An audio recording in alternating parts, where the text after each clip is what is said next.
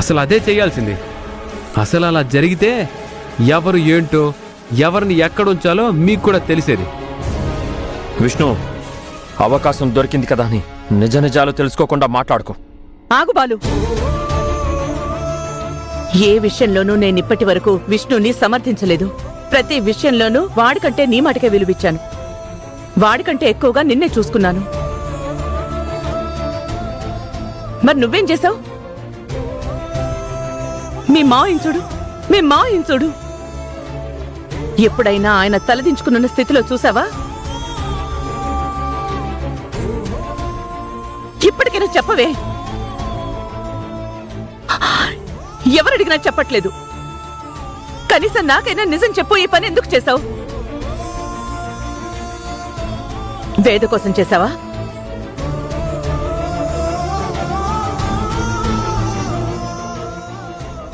అత్తయ్య, జరిగిన దానికి కారణం నేనే, బాధ్యత కూడా నాదే.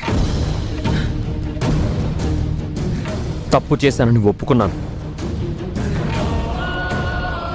కానీ ఇందులోకి దయచేసి వేదాన్ని లాగొద్దు.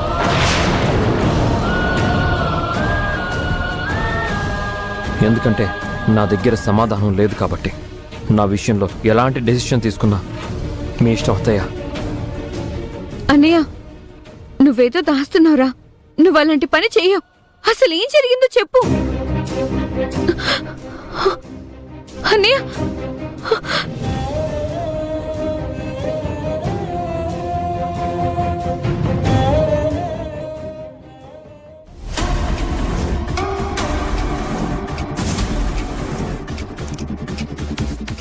చీజ్ బావా. రే, పెగ్గుకి చీర్స్ ఏంట్రా పనికి మనలోడా?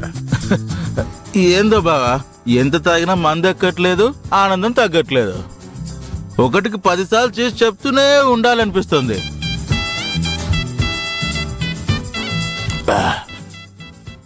బావా, మొదటిసారి శివరామరాజుని తలదించుకునేలా చేసి ఆ అన్నపూర్ణని ఏడిపించేలాగా చేసి దెబ్బ కొట్టినందుకు నాకైతే చాలా ఆనందంగా ఉంది బావా.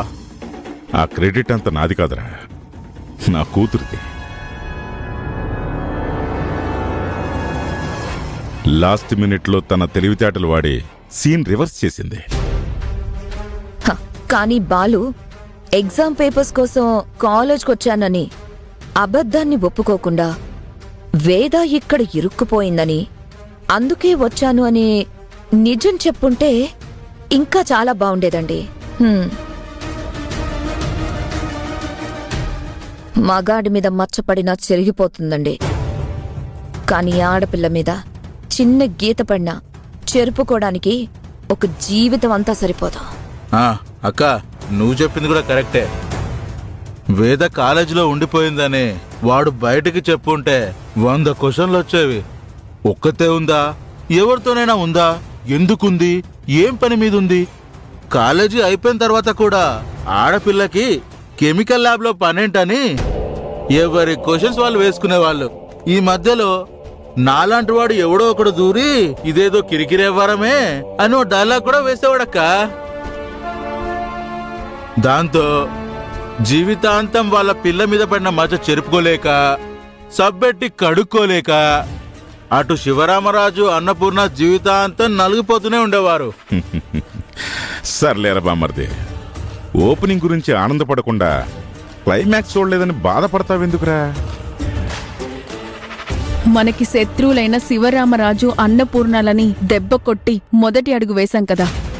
ముందు ముందు ఆ విష్ణుని అడ్డు పెట్టుకొని ఇలాగే ఒక్కొక్క మెట్టు ఎక్కుతూ ఒక్కొక్క అడుగు కిందకి తొక్కుతూ ఆనందిద్దాం.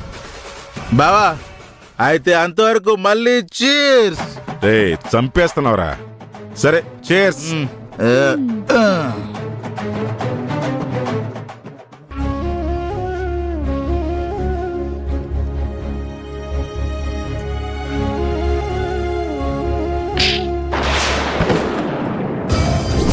ఇప్పుడు తప్పు నువ్వు చేసినట్టు కాదు, నా పెంపకమే తప్పు చేసినట్టు.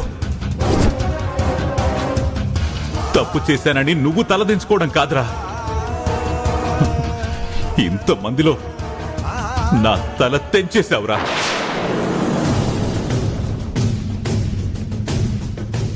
ఏంటండి మీరు చెప్తోంది? బాలు తప్పు చేశాడా? వాడు మీ మేనలుడండి, మనం పెంచిన బిడ్డ.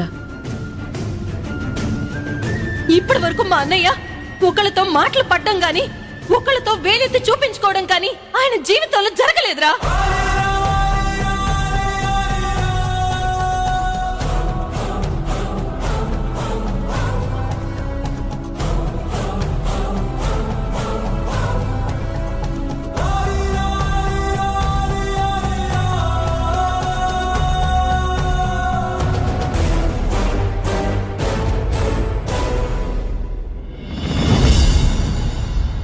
ఎరా ఇంకా ఇక్కడే ఉన్నావే? ఈ పాటికి ఇల్లు వదిలి తిరిగి వెళ్ళిపోతావు అనుకున్నాను. వెళ్ళలేదా? ఎంత అనుకున్నావురా? వీళ్ళంతా నెత్తి మీద పెట్టుకున్నారు నిన్ను. అలాంటి వాళ్ళకి భలే బహుమానం ఇచ్చావురా. మీ మామయ్య కాలేజీలో అందరి ముందు తలదించుకునేలాగా బాగా చేశావు. నువ్వు చేసిన తప్పుకి తన భర్త నలుగురిలో తలదించుకున్నాడని తల్లడిల్లిపోయేలా చేశావు. తప్పు చేశావురా, చాలా పెద్ద తప్పు చేశావు.